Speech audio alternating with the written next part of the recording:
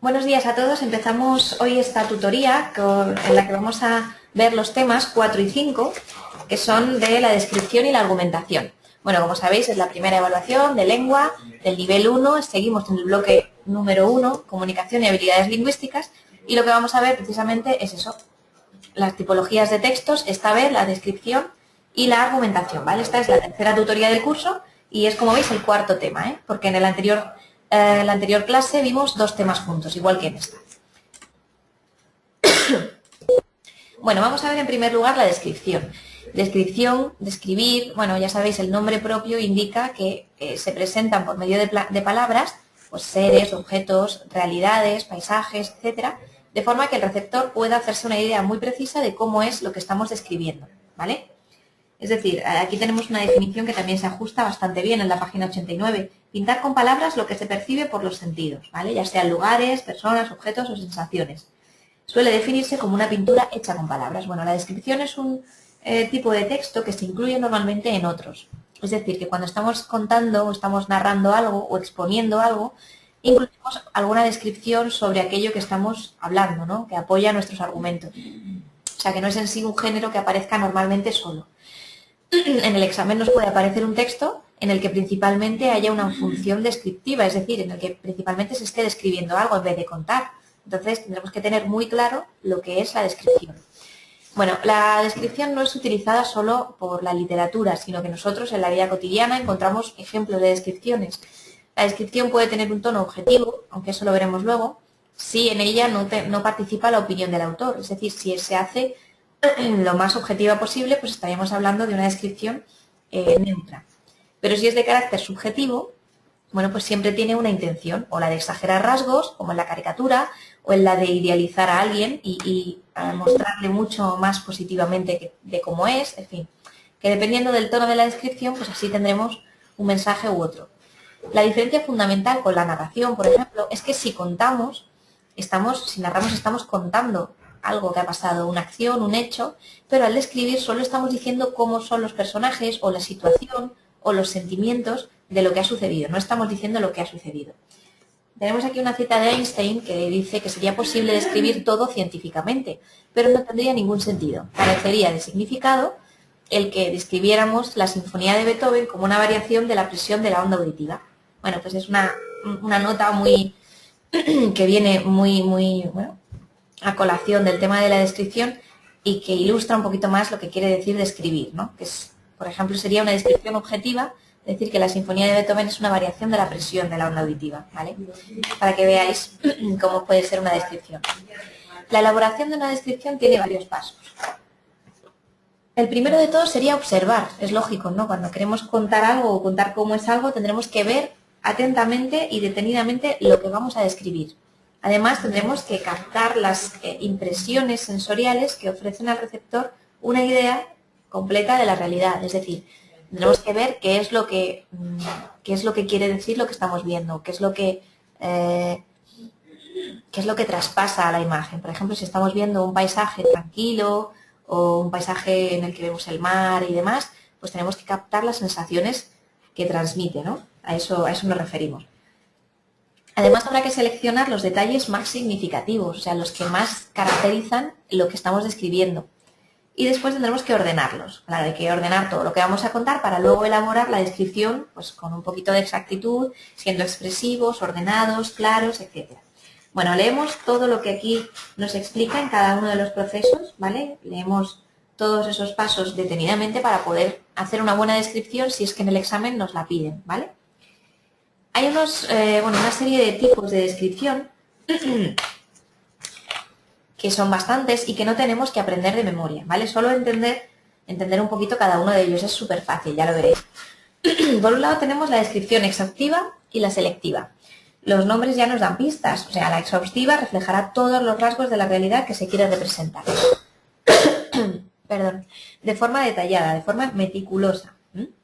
En cambio, la selectiva, pues como su nombre indica, seleccionará esos rasgos más significativos, ¿vale?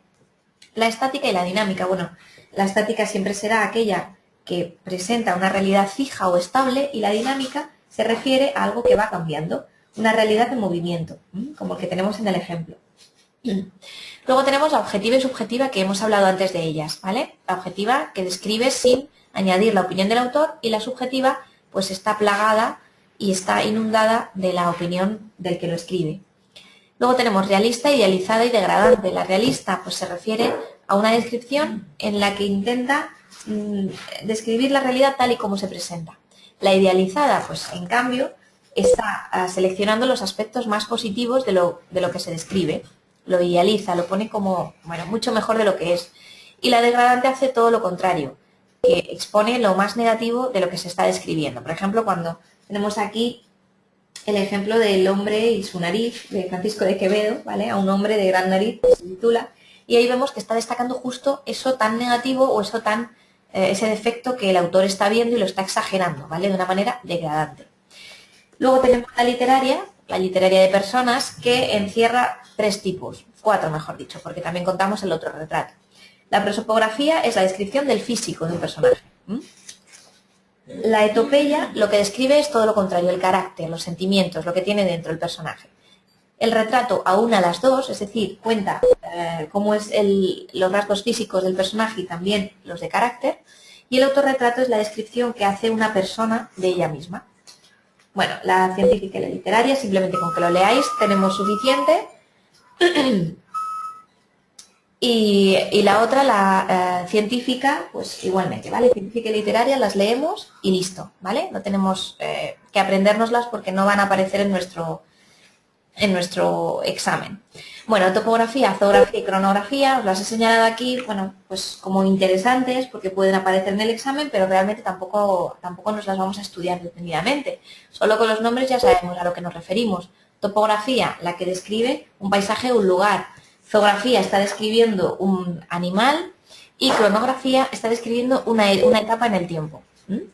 Bueno, tenemos algunos ejemplos que podemos ver, que podemos estar leyendo, y vamos a pasar en este punto a ver las características de nuestra descripción. Esta diapositiva es importante porque os podemos preguntar en el examen qué características presenta un texto descriptivo. Bueno, pues para elaborar una descripción utilizaremos sobre todo, y muy importante, adjetivos y sustantivos, en mayor número que verbos. Es decir, mientras que en una narración abundan los verbos, porque son los que cuentan las cosas, en una descripción lo que abundan serán los adjetivos y los sustantivos, ¿vale? Los que dicen cómo son las cosas. Predominan además las oraciones coordinadas simples, el uso de figuras literarias para hacer comparaciones, metáforas, etc. Entonces vamos a ver un poquito esas figuras literarias. La metáfora, que es la primera de todas, aparece en la página 103, y se produce cuando sustituimos una palabra por otra con la que guarda alguna semejanza, ¿vale? Las perlas del rocío, ¿veis?, son efectivamente metáforas. Tus ojos son luceros también. Vale, sin embargo, vemos que la comparación o símil que está justo debajo se trata de comparar dos cosas que tienen cualidades parecidas. Es decir, cuando aparece la palabra como, o más que o menos que, estamos hablando de comparación. Más lento que una tortuga, o andaba como un pato, ¿vale? Son comparaciones. La personificación es atribuir cualidades humanas a seres inanimados o que son animales. Por ejemplo, aquella perrita con su bella sonrisa, ¿no? La sinestesia, esta tampoco es muy frecuente, pero bueno, nos la vamos a leer también. La atribución de una cualidad a un sustantivo, cualidad que no guarda ninguna relación con el sustantivo. Por ejemplo, la soledad sonora, ¿no? La soledad normalmente no es sonora, sino silenciosa. Por eso se llama sinestesia. Y el epíteto, que es un adjetivo innecesario, ¿vale? Por ejemplo, la blanca nieve, pues es un adjetivo innecesario porque la nieve siempre es blanca, pero digamos que lo embellece, o en el ámbito literal se utiliza, literario mejor dicho, se utiliza para embellecer un poco el discurso. Bueno, pues luego os damos algunos pasos o algunas pistas para poder redactar una descripción correctamente. Simplemente las leéis, las estudiáis un poquito y ya pasamos al estudio del siguiente tema. Bueno, hacéis los ejercicios de autoevaluación, ya sabéis. Nos vamos a la página 111, la argumentación. Como concepto, la argumentación es un tipo de exposición, o sea que no tenemos nada que ver ya con la descripción, ¿vale? Es un tipo de exposición que tiene como finalidad defender, razonando o con argumentos, una idea que se quiere probar. Argumentar consiste, como decimos, en aportar razones para sustentar una opinión. Los elementos que tiene la argumentación son varios. Por ejemplo, el objeto, que es el primero de ellos, es el tema del que vamos a hablar, ¿vale? La tesis es la idea fundamental. la idea en torno a la cual vamos a reflexionar. Por ejemplo, el objeto que tenemos aquí en nuestra página 112. Hablaríamos de, como decimos, el tema sobre lo que se va a argumentar, que es un tema muy general, por ejemplo, el fútbol. Si decimos que la tesis es el fútbol mueve masas, es que quiere decir que sí, que dentro del tema fútbol vamos a presentar la tesis el fútbol mueve masas, ¿vale?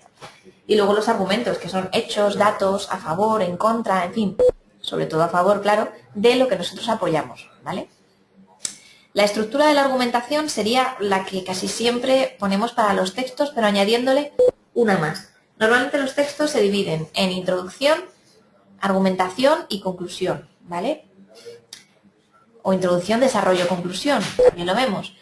Pero en este caso vamos a añadir la exposición. Introducción, exposición, argumentación y conclusión, ¿vale? En la introducción presentamos el tema de una manera breve, en la exposición presentamos la tesis, es decir, lo del fútbol mueve masas.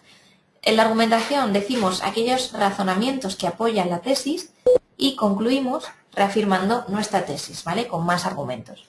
Los argumentos que utiliza se clasifican según la función, el contenido, la finalidad, el carácter, si es positivo o negativo, y también si son pertinentes, convincentes, falacias o de carácter irrefutable, que no se pueden rebatir. Bueno, todo esto lo leemos, no hace falta que nos lo aprendamos de memoria, simplemente que nos suene, como digo siempre. Pasamos al siguiente punto, que son los recursos verbales de la argumentación. Esto también es importante. Los recursos verbales, bueno, ya sabemos aquí que son expresiones o marcas por las cuales se puede reconocer el discurso argumentativo, ¿vale? Los conectores, que los vemos en la página 118, y los operadores también son importantes. Los vamos a ver ahora. Los conectores son las expresiones o palabras que vinculan o unen las frases, ¿vale? La orientación es positiva cuando va a favor de la tesis y las conjunciones, en cambio, como o pero, se usan para dar una orientación negativa. O sea, son aquellas palabras que van conectando nuestro discurso para que se haga como un todo, no queden partes separadas. Los operadores, que decimos que se llaman así, pero bueno, no hace falta que nos aprendamos el nombre, como casi o apenas, refuerzan o debilitan la potencia, la intensidad del argumento, ¿vale? En los textos argumentativos lo que se utilizan son oraciones muy largas, sobre todo subordinadas, con carácter comparativo, condicional, es decir, el discurso está muchísimo más enrevesado que el de las descripciones que veíamos hace un momento. Bueno, los recursos y los conectores, ya veis que hay muchos tipos en la página 119. Está bien que nos los leamos y tomemos nota de ellos, porque los podemos utilizar luego en nuestro examen. Entonces, aunque no hace falta que nos aprendamos todos los tipos de causales, consecutivos, etcétera, sí que es necesario que los leamos para poder utilizarlos e incluirlos en nuestros textos, que muchas veces nos falta mucha conexión en los textos y nos falta, bueno, pues tener un poquito más pulida la redacción. Por último, terminamos viendo los recursos no verbales de la argumentación, ¿vale? Esos recursos que, digamos, son componentes del discurso argumentativo, pero no son de carácter verbal. Las imágenes visuales serían los primeros y las imágenes acústicas serían los segundos. Acústicas entendiendo como no verbales, o sea, la música o los sonidos, ¿vale? Pero no palabras. Las imágenes visuales, en este caso, lo importante sería el dinamismo, o sea, que llamen la atención del que lo está viendo. Los recursos se utilizan especialmente en la publicidad y la propaganda, ¿vale? En lo comercial, sobre todo, o en lo ideológico, en lo político también. En cambio, las imágenes acústicas no verbales, que serían, pues eso, la música, los sonidos, están dirigidas para que atraviesen el oído del receptor e intenten convencerlo o persuadirlo. Puede ser, como os decimos aquí, la música, apacible, energética, etcétera, o también cualquier tipo de sonido o ruido, ¿vale? Por ejemplo, los claxons o los sonidos que hacen algunos transportes, etcétera. Esta clase de recursos forman parte importante de la persuasión publicitaria, que es muy importante, ¿no? Los discursos publicitarios casi siempre son argumentativos, porque nos dan razones y argumentos para que compremos el producto, para que contratemos un servicio, etcétera. Bueno, pues aquí hemos terminado el tema, muy sencillito, ya lo veis, y haremos los ejercicios de autoevaluación antes de pasar al siguiente tema, que es el 6, ¿vale? Bueno, pues aquí hemos terminado la tutoría, os dejo con el estudio de estos dos nuevos temas y espero que hayáis entendido todo y que os resulten muy interesantes para el estudio. Muchas gracias a todos.